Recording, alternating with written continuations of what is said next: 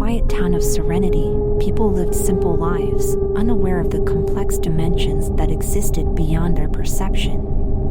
But everything changed when the entities arrived. The entities were beings from a higher dimension, invisible to the human eye but capable of influencing our world in terrifying ways.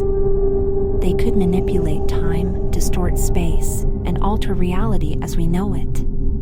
Their presence was first felt when inexplicable phenomena began to occur. Clocks ran backwards, buildings disappeared only to reappear in impossible places, and people started seeing their doppelgängers.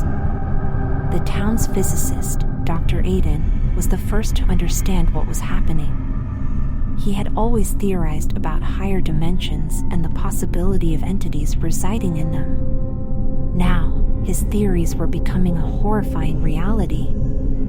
Dr. Aiden knew he had to communicate with the entities.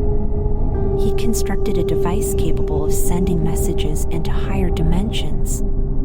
After weeks of attempts, he finally received a response. The message was chilling. "We are the entities. Your reality is our playground." The entities grew bolder. They started to manipulate not just space and time, but also minds. People's memories were altered, making them believe in histories that never happened, and forgetting their loved ones. The town of Serenity was in chaos. Dr. Aiden, with his knowledge of higher dimensions, was the only one immune to the entities' manipulations.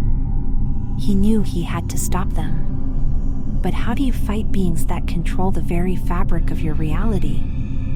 In a desperate attempt, Dr. Aiden decided to use their power against them. He modified his device to not just send messages, but to also disrupt the entity's control over our dimension.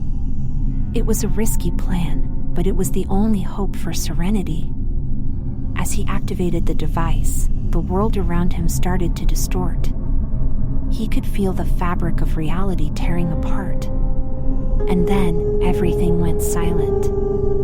When Dr. Aiden opened his eyes, he found himself in the quiet town of Serenity. The clocks were running correctly, the buildings were back in their places, and the people were living their simple lives, oblivious to the nightmare they had just escaped. The entities were gone. Dr. Aiden had saved his town, but he knew they were still out there, in the higher dimensions, waiting for their next playground.